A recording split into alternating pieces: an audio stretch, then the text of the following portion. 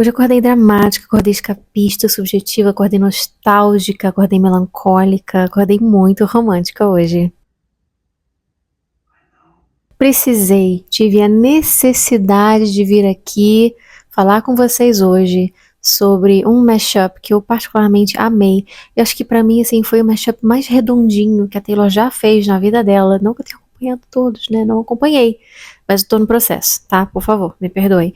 Que foi o mashup de The Lakes com I Hate It Here. E eu vou falar sobre essas duas músicas hoje. Quando eu ouvi esse mashup, gente, pensei assim, cara, olha a Taylor Swift fazendo cachorrada de novo, né? Porque ela sabe que esse é o tipo de mashup que vai destroçar nosso coração, que vai deixar a gente em prantos. É quando o filho chora e mãe não vê. Ela faz isso de propósito. Mas assim, ficou tão casadinho, ficou tão perfeito, como se essas músicas tivessem nascido uma pra outra, porque elas têm esse grande tema e inspiração comum que foi o quê? Inspiração do romantismo, tema, escapismo, né? Perfeito. E aí, como é que fica o coração das fanfiqueiras sonhadoras sentimentais, das românticas, depois de ouvir isso?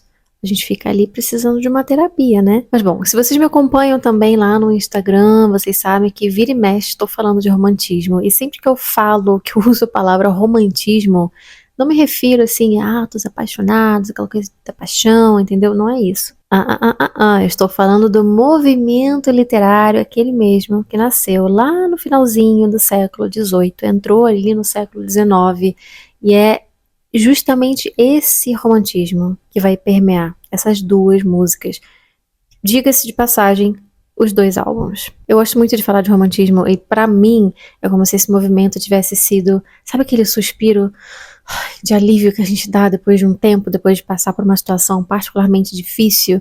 Eu sinto que o romantismo foi isso para aqueles poetas que inauguraram o movimento lá no final do século XVIII. E aí a gente vai falar sobre um documento, um livro, uma obra muito específica que é quase como se fosse um documento de inauguração do romantismo, que é o Lyrical Ballads, que foi escrito por William Wordsworth e Samuel Taylor Coleridge.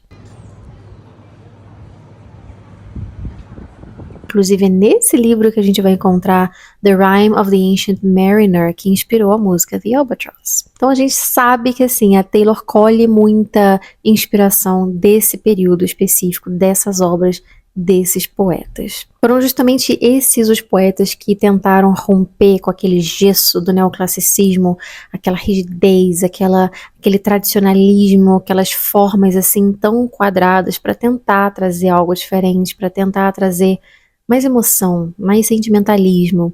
E aí a gente vai começar a falar um pouquinho sobre alguns aspectos do romantismo que a gente vai observar nessas duas músicas.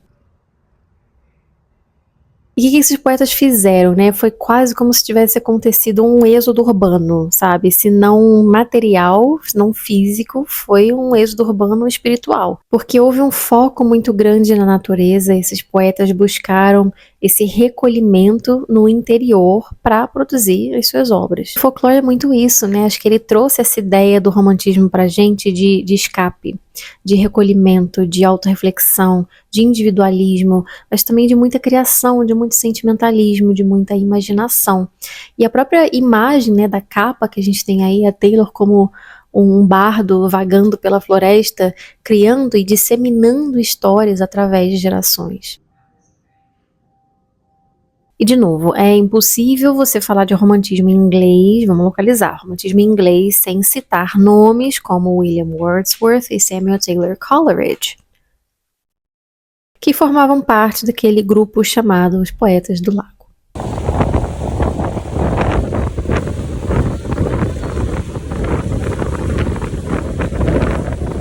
Eles integravam esse grupo tão famoso dos Poetas do Lago porque eles justamente buscavam refúgio, santuário, recolhimento na região de Lake District. E a Taylor vai fazer referência direta aos lagos na música The Lakes, que aqui no álbum assim é o ápice desse romantismo todo, né? É um álbum em geral muito romântico, a gente consegue ver características do romantismo pelo álbum inteiro espalhados assim, mas nessa música parece que tá tudo muito concentrado, né? Onde ela fala abertamente sobre esse isolamento que esse lugar, que o Lake District promoveu. E realmente Lake District é um lugar que te transporta para um outro mundo onde a sua realidade antiga, assim, foi apenas um pesadelo que você teve. Agora tá tudo bem. In the Lakes, né, ela pede para alguém levá-la pros lagos onde os poetas foram para morrer, né? Eu tenho uma pequena coisa assim com essa linha, porque os poetas não morreram nos lagos, mas eu entendo que é uma morte metafórica, né? A gente tá falando de catarse, enfim. Mas ela fala, take me to the lakes where all the poets meant to die. E quando a gente vai pra I Hate It Here, ela pede desesperadamente pra alguém falar alguma coisa com ela, uma coisa horrível, como se a pessoa fosse um poeta, pra contar os segredos, tudo pra tirá-la da realidade, né? Ou seja, tudo que a outra pessoa passa, a realidade da outra pessoa faz com que ela se distraia da dela própria. A Hate It Here, ela fala sobre esse medo de sair, de viver do lado de fora, e que é muito melhor ela, né, tá ali dentro da cabecinha dela do que encarar a vida como ela é. Oi, Nixie. Quer falar alguma coisa? Não. E ela faz menção aos gardens, né? Ela faz menção a esses jardins secretos que ela cria na cabeça dela, in the lakes. Ela exalta muito a natureza em volta dela, então ela tem linhas lindíssimas falando sobre isso, quando ela fala das wisterias, da auroras and sad prose. Ela fala da rosa vermelha que cresce, né, daquele solo congelado. E como eu falei para vocês antes, né, a natureza é algo primordial para esses poetas, né? Eles costumavam pensar que não existe progresso se existe dano à natureza. Uma coisa não pode acontecer sem a outra. Então, progresso e natureza têm que andar juntos.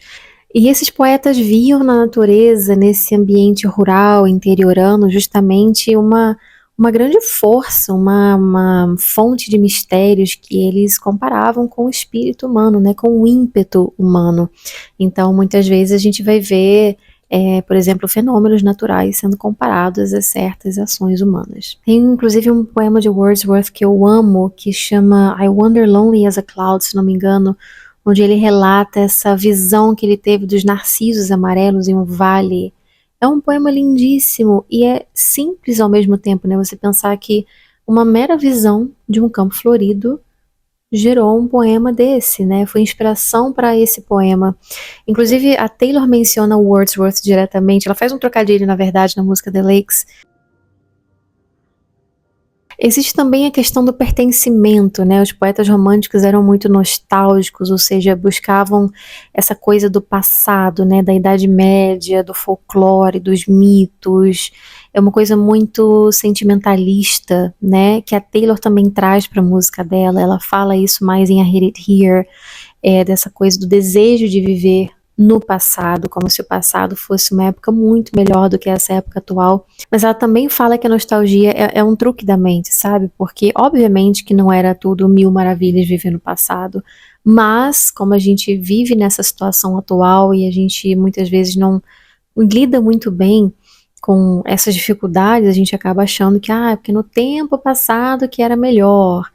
Isso também é forte no conceito de americana. Então, enquanto em The Lakes ela traz muito mais esse aspecto do escapismo, do sentimentalismo e da melancolia, I Hate It Here, ela é muito mais dramática e ela fala muito mais sobre nostalgia, né? Sobre um escape dentro da própria nostalgia. E todas essas características, né, como o individualismo, o sentimentalismo, a nostalgia, a melancolia, o escapismo, a subjetividade, ela traz para essas músicas, né? Como eu falei, em níveis diferentes, mas tudo isso está presente. Em I Hate It Here, ela trabalha com essa ideia também dessa subjetividade, do relativismo, digamos assim, quando ela fala sobre, naquela linha do conforto. If comfort is a construct, I don't believe in good luck. Ou seja, o que é conforto?